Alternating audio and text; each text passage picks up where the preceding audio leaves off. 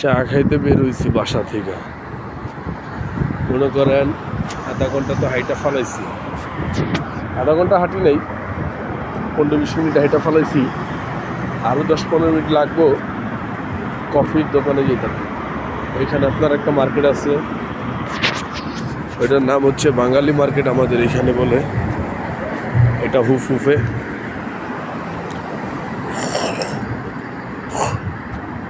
এখানে চা খাইতে যেতেছি,